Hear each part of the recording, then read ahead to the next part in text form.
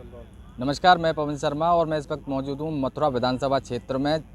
2022 का चुनाव नज़दीक आता जा रहा है, वैसे ही सभी पार्टियों की धड़कनें तेज़ होती जा रही हैं। हमारे साथ चुनाव पे चर्चा करने के लिए मौजूद हैं उत्तर प्रदेश के राज्य मंत्री देवेंद्र शर्मा जी, जिनका सर बहुत बहुत धन्यवाद हमसे बात करने के लिए। धन्यवाद पवन जी। 2022 का चुनाव नज़दीक आ रहा है, इसको सरकार किस नज़रिए से देखेगी, क्योंकि अखिलेश यादव अपनी सरकार बनाने का दावा कर रहे हैं।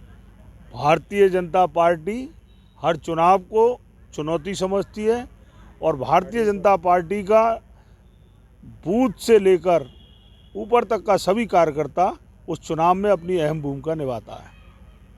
अगर बात गरीब और किसानों की करें तो किसान और गरीबों के लिए क्या कर रही है सरकार? भारतीय जनता पार्टी ने गरीबों के लिए तो इतना काम किया है कि अगर मैं लिस्ट गिनाना चालू कर दूं तो इतना समय हो जाएगा। चाहे वो शौचालय की बात हो, चाहे गरीबों के लिए आवास की बात हो, चाहे अभी अगर मैं अपने डिपार्टमेंट की बात करूं तो अभी मुख्यमंत्री जी ने एक नई योजना लॉन्च की है कि बाल सेवा योजना, जिसके अंतर्गत जिन बच्चों के माँ बाप कोरोना में डेथ हो गई थी उन बच्चों को 4,000 रुपया देना, और जिन बच्चों के माँ बाप की डेथ कोरोना में नहीं हुई लेकिन 2020 के बाद हुई है उनको 2,500 रुपया देने का ये प्रारंभ किया है। अब तो राहुल गांधी भी मंदिर जाने लग गए हैं। उनके बारे में क्या कहना, सब जानते हैं क्या करते हैं। कभी जनेऊ धारण करते हैं, कभी त्रिपुंड लगाने की कोशिश करते हैं और फिर जब चुनाव निकल जाता है तो फिर भूल जाते हैं। अल्लाहू अकबर और हर हर महादेव का भी नारा लग चुका है। जो इस राष्ट्र की राजनीति को तुष्टीकरण के आधार पर देखते हैं वो लोग ऐसा काम करते हैं। अगर बात 2000 चुनाव को लेकर करें तो अब की बार सरकार कितनी सीटों लेके आएगी उत्तर प्रदेश में? भारतीय जनता पार्टी 350 सीट पूरी लेकर आ रही है, क्योंकि हमारे प्रदेश के मुख्यमंत्री यशस्वी योगी आदित्यनाथ जी ने जनता के बीच में जो काम किया है, जनता उनकी जय जयकार कर रही है। चाहे वो कोरोना के समय में कि आपने देखा होगा कि जिस समय पिता की अंत्येष्टि को अग्नि ना देकर और जनता की उस मुहर्रम का काम किया, राज धर्म को निभाने का असली काम किया, जनता वास्तव में उनकी मुरीद हो चुकी है और जनता योगी आदित्यनाथ जी को मुख्यमंत्री के रूप में मान चुकी है। जो विपक्ष है वो कानून व्यवस्था को लेकर सरकार को घेरने में लगा हुआ है। अभी आप देख लें, अभी किसी ने परीक्षा आउट की, उसका हर्ष 4 घंटे में मालूम पड़ गया। और अब ऐसे अगर कड़ाई पूर्वक निर्णय नहीं होंगे इस भ्रष्ट आचरण के खिलाफ, कड़ाईपूर्ण जो निर्णय हो रहे हैं भ्रष्ट आचरण के खिलाफ, अब कोई हिम्मत नहीं करेगा पेपर आउट कराने की। प्रियंका गांधी ने लोगों के जो महिलाएं हैं उनके लिए कहा है कि अगर उत्तर प्रदेश में हमारी सरकार बनती है तो उनको इलेक्ट्रॉनिक स्कूटी और एक मोबाइल बांटे जाएंगे।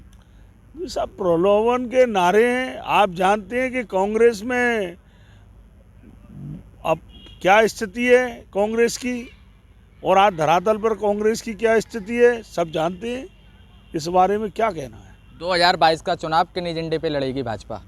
भारतीय जनता पार्टी अपने काम को लेकर, अपने चाहे देश में नरेंद्र भाई मोदी जी द्वारा जो गरीब कल्याण का काम किया हो, अंत्योदय योजना का काम किया हो, चाहे जितने भी विकास, आज विकास दिखाई दे रहा है, चारों तरफ सड़कें बन रही हैं, नौजवान के चेहरे पर मुस्कान है, व्यापारी के चेहरे पर मुस्कान दिखाई दे रही है। आज जो वातावरण दिखाई दे रहा है, कितने भी सर्वे करा लिए गए। अभी विश्व के नेताओं का सर्वे कराया, मोदी जी सर्वश्रेष्ठ नेता के रूप में आए। योगी जी का सर्वे कराया गया, योगी जी प्रदेश में सर्वश्रेष्ठ नेता के रूप में, क्योंकि इनकी ईमानदारी और प्रामाणिकता, जो जनता के प्रति इनका जो कर्तव्य है उसको पूरा कर रहे हैं और 18-18 घंटे काम कर रहे हैं। इसलिए ऐसे यशस्वी नेतृत्व की तरफ जनता पुनः अपने प्रदेश में और मान चुकी है कि हमारे मुख्यमंत्री योगी आदित्यनाथ ही होने चाहिए। किन मुद्दों पे जनता मान चुकी है, क्या मुद्दे रहेंगे, क्या एजेंडे रहेंगे अब की बार जो भाजपा 2022 में चुनाव लड़ेगी? 2014 से पहले जो देश की तस्वीर थी, जनता जब देखती, आप सुबह आप खुद ही लेकर पहुंचते थे कि आज ये भ्रष्टाचार खुल गया, आज यूरिया का भ्रष्टाचार खुल गया, आज घोटाले का भ्रष्टाचार खुल गया।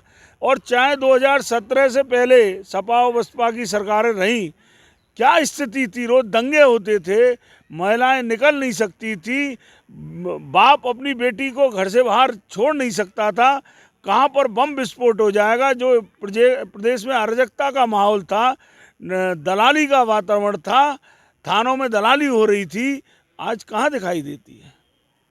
तो हमारे साथ मौजूद थे उत्तर प्रदेश में दर्जा प्राप्त मंत्री देवेंद्र शर्मा जी, जिनका साफ तौर पर कहना था जो विकास का मुद्दा है उसी को लेकर अब की बार सरकार 2022 का चुनाव लड़ेगी और 2022 में कमल खिलाएगी। पवन शर्मा, मथुरा।